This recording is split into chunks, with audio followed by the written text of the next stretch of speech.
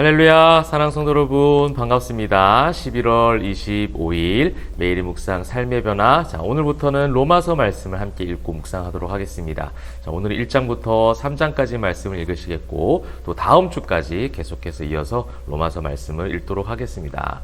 자, 로마서 말씀은요, 많은 신학자들이 그들의 어떤 신학들을 개념화하고 체계화하는 데 있어서 굉장히 기초적인 말씀으로 성경으로 삼았던 것이 바로 로마서입니다. 그래서 이제 로마서는요, 교리적인 부분들이 많이 나타나 있다. 그래서 교리집이다. 이렇게 말하는 분들도 참 많이 있어요. 분명히 이제 그런 부분도 포함이 되어 있죠. 신학교에 가게 되면 교리를 배우는 시간 가운데 그것을 조금 더 신학적인 어떤 용어로 해서 조직 신학이라고 이야기하기도 합니다. 근데 이 조직 신학 중에서는 또 여러 가지로 나눌 수가 있어요. 이제 먼저 우리가 하나님을 배워야 되잖아요. 이제 신론이 나옵니다. 신론. 하나님을 배우는 우리의 가장 유일한 신이신 하나님, 그 하나님을 배우는 신론. 그 다음에 이제 하나님께서 인간을 창조하셨지만 그 인간이 어떻게 해요? 타락하잖아요. 그래서 이제 인간론에 대한 것들을 배워요. 그 인간론을 배우고 난 이후에 그 인간을 구원하시기 위해서 예수 그리스도께서 이 땅에 내려오시죠. 그래서 그것이 기독론이 됩니다. 기독론. 그러니까 예수님께서 이 땅에 내려오셨고 우리를 찾아오셨다라는 기독론. 그 다음에 그 주님이 오셨기 때문에 우리를 어떻게 하신 거예요? 구원하셨잖아요. 그래서 이제 구원론인 거예요. 물론 이제 더 많은 설명들이 있겠지만 제가 아주 축약해서 간추려서 지금 말씀을 드립니다. 구원론이 있죠. 구원받은 하나님의 백성들이 이제 여러분들이 사복음서 또 사도행전 읽어오시면서 느끼셨겠지만 그 성도들이 이제 모여서 무엇을 이루어갑니까? 교회를 이루어가죠. 그래서 교회론이 나옵니다. 교회론. 이 교회론이 나온 다음에 이제 그 교회가 모여서 일상 가운데 주님이 다시 오시는 그날까지 하나님의 예배자들로서 예수 그리스도의 제자로서 세상 가운데 살아가야 되는 것이죠. 그래서 이거 그 다음 나오는 마지막이 종말론인 거예요. 주님이 다시 오시는 그날을 준비하는 성도와 교회가 되어지는 것이죠. 그래서 이 조직신학이라는 것은 결국 이 성경에 나타나 있는 이 모든 것을 개념화하고 체계화해서 조직적으로 사람들이 그 학문적인 것을 통하여 잘 접근할 수 있도록 도와주는 역할이죠. 근데 이것이 이제 그 사단이 굉장히 교묘한 술수를 써서 너무 학문 중심으로 만들어 버렸다는 거죠. 성경에 더욱더 개념적인 부분에서 체계화된 부분을 통해서 더 다가갈 수 있게 도움을 주는 신학이, 도움을 주는 이 교리가 오히려 더 멀어지게 하고 더 누군가를 교만하게 만들고, 율법주의가 다 그런 거거든요. 그래서 이 로마서가 많은 이 교리적 내용을 담고 있다고 해서 이거는 교리집이다라고 이야기를 하는데, 그것은요, 성경을 어떻게 보면 단편적으로 편협한 시각으로 보는 것이기도 하다는 거죠. 여러분, 신론, 또 인간론, 또 기독론, 구원론, 교회론, 종말론, 이런 모든 요소가 로마서에만 다 담겨져 있습니까? 모든 성경에 담겨져 있죠. 하나님을 드러내잖아요. 그리고 인간의 유약함, 인간의 죄악성도 말씀하고 있죠. 그 다음에 예수 그리스도를 안 드러내는 성경이 어디 있습니까? 다 예수님을 드러내고 있어요. 우리를 구원하시기 위해서 이 땅 가운데 오셨다라는 그 구원에 대해서 말씀하고 있고, 결국 그 구원받은 성도들은 공동체를 이루며 그 성전된 신앙으로 나아간다라는 참된 교회론에 대해서 이야기하잖아요. 이 땅 가운데 세워진 교회는 이 지상의 모든 교회는 완벽한 교회가 없고, 모든 죄인들이 함께 모여서 하나님의 나라를 이루어가는 것. 그리고 그 나라를 이루어가는 가운데 어떤 것을 바라보는 거죠? 주님이 다시 오시는 그날 바라보는 것. 이 모든 신학적인 요소가 로마서에만 있는 것이 아니라 다 있다라는 거예요. 그럼 저는 무슨 말씀을 드리고 싶으냐면, 교리적인 부분들이 분명히 로마서에 있습니다. 그렇다면 그것을 가지고 어떻게 하는 거예요? 일상 가운데 나아가라는 거죠. 이 바울이요, 한 번도 방문하지 않는 이 로마 교회 성도들에게 이 편지를 썼던 것은 그들이 어떠한 소식을 가지고 어떠한 환경과 상황 가운데 놓여져 있다는 것을 알고 보냈을까요? 세상 가운데 그 로마의 그 엄청난 악한 문화들, 로마의 황제를 숭배하는 황제의 그 숭배 사상, 신전 문화, 또 노예제도, 그 다음에 거기 있는 계급 의식들, 그것으로 인하여 많은 사람들 핍박하고 환란을 겪는 그 수많은 환경과 상황들을 생각하고 성도들이 그 세상 가운데 어떻게 살아가야 될까에 대한 부분들을 가장 성경적인 내용으로 접근하고, 그리고 성경적인 내용을 통해서 그 성경적 가치관을 가지고 일상 가운데 살아가라는 거죠.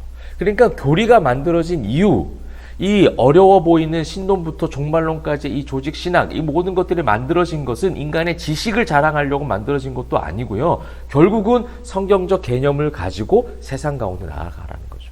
여러분 1장에 그런 모든 부분들이 많이 발견이 되어지고 있습니다. 여러분들도 1장부터 3장까지 제가 말씀드린 이 개념, 이 조직신학에 나와 있는 6가지 신론부터 종말론까지의 요소도 찾아보시고 결국 그것이 어떤 거예요? 세상 가운데 그것을 가지고 나아가라는 거죠. 오늘 보시게 되면 5절에 보면 그로 말미암아 우리가 은혜와 사도의 직분을 받아, 그것을 받았잖아요. 그것을 받았으면 그 이름을 위하여 이방인 중에서 믿어 순종하게 하셨고, 그 모든 것들이 이제 기독론, 구원론적인 것이 있는 거예요. 인간론도 있는 것이죠. 은혜 받을 자격이 없는 사람은 은혜 받게 하셨고, 그래서 부르심을 받았다. 그래서 7절에도 6절에도 계속 부르심을 받았어요. 그러면 이제 부르심을 받았으니 8절 보십시오. 너희 믿음이 온 세상에 전파됨이로다. 일상 가운데 이 믿음을 전파할 수 있는 것으로 지금 로마서는 그렇게 가고 있는 거예요. 단순한 교리, 지식을 가르쳐 주려고 하는 말씀이 아니라 이 모든 것들을 가지고 일상 가운데 복음을 가지고 나아가라는 거죠. 11절에도 나오죠. 내가 너희 보기를 간절히 원하는 것은 어떤 신령한 은사를 너에게 나누어 주어 너희를 견고하게 하려니. 이것이 로마서를 쓴 목적이 되는 것이고, 결국 이 교리의 내용들이 여기에 기록되어져서 너희가 배웠으니 그 배운 것을 가지고 지식 자랑하는 게 아니라 일상 가운데 너희의 삶의 터전으로 가서 그것을 전하고 보여주라는 겁니다. 그래서 로마에 있는 너희에게 복음을 전하기를 원한다라는 그 복음이 무엇인가에 대한 부분들을 지금 1장에 다루고 있거든요. 그러고 나서 1장 후반에 보십시오. 생활적인 부분들이 나와요. 여러분 이제 6절부터 쭉 나오거든요. 부끄러운 욕심들, 음욕들, 그 다음에 불의, 추악, 탐욕, 악의가 가득한 시기, 살인, 분쟁, 악독. 이 모든 것들이 어떻게 일상 가운데 드러나는 거잖아요. 일상 가운데 나타나는 인간의 모든 현상들이요. 이 인간론이죠. 그럼 이것을 이제 알았으니 너희가 그 세상에서 빛과 소금의 역할을 감당하라는 겁니다. 그러므로 2장에 이제 또 나오죠. 그러므로라고 시작하면서 남을 판단하는 사람아. 이제 유대인이든 이방인이든 서로 그 안에서 서로 판단하는 거예요. 유대인들은 이방인들 보기에 너무 자유로운 거고, 너무 자유분방한 나머지 예배의 태도, 예배 형태, 제사의 어떤 모든 자세들이 잘못됐다라는 거예요. 이방인들은, 저 율법주의자들은 맨날 정죄만 하고 율법에 갇힌 자들 서로 그렇게 정죄하는 거예요. 서로 판단할 게 없는 거죠. 누구나 다. 9절, 10절 보십시오. 악을 행하는 각 사람의 영에는 환난과 공고가 있으리니 먼저는 유대인에게요, 그리고 헬라인에게며. 다 모두가 죄악이 가득한 인간, 그 모든 죄인들이라는 거죠. 이게 인간론이잖아요. 이것 때문에 예수 그리스도께서 오셨다는 거죠. 선을 행하는 각 사람에게는 영광과 존귀와 평강이 있으리니 먼저는 유대인에게요, 그리고 헬라인에게라. 이 선을 행할 수 있게 하신 것이 뭡니까? 예수 그리스도의 십자가의 은혜요, 복음 아닙니까? 그렇다면 유대인에게도 헬라인에게도 모두 그 은혜가 같이 임한다는 거예요. 둘 다 죄인이었으나 둘 다 의인 되게 하신 것이 예수 그리스도의 십자가의 은혜지 율법도 아니고 어떠한 인간적 그 가치관이 아니라는 것을 이야기하면서 2장 뒤에는 율법에 대한 부분들이 쭉 나오고 있거든요. 여러분 이러한 어떤 흐름들, 교리적 흐름, 그 다음에 플러스 그것을 가지고 일상 가운데 어떠한 삶을 살아가야 될지에 대한 그 개념을 지금 가르쳐주고 있다는 것을 흐름적으로 깨달으실 수 있을 것 같아요. 그래서 표면적으로 할례를 받아야 구원받는 것이 아니라 유대인에게도 이야기하는 것이죠. 하나님의 은혜로, 예수 그리스도의 십자가의 은혜로 구원받는 것이다. 그런즉 3장, 그런즉 유대인의 나음이 무엇이며 할례의 유익이 무엇이냐.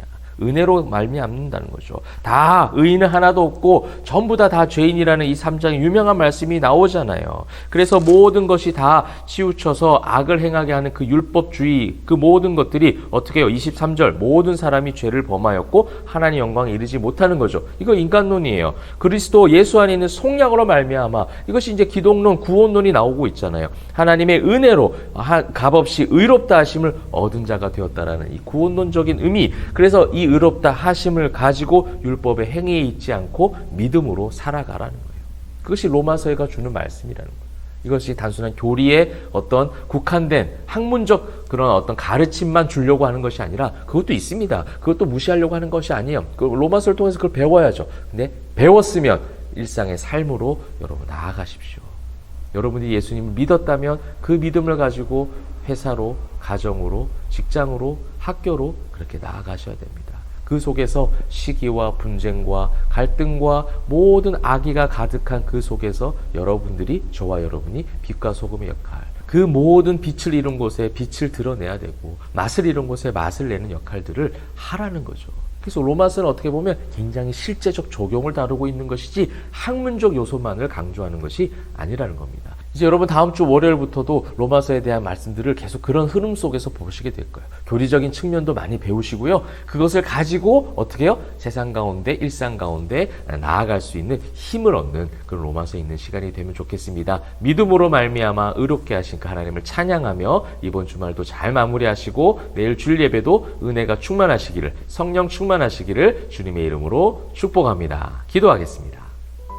사랑과 은혜가 풍성하신 하나님, 우리에게 믿음을 허락하여 주셔서 감사합니다. 그 믿음으로 의롭게 되었음을 고백하며 나아갈 때에 세상 가운데 그 의로움을 전할 수 있는 믿음의 통로들, 구원의 통로, 의의 통로들 다 될 수 있도록 은혜 베풀어 주시옵소서. 감사드리며 살아계신 예수 그리스도의 이름으로 기도합니다. 아멘.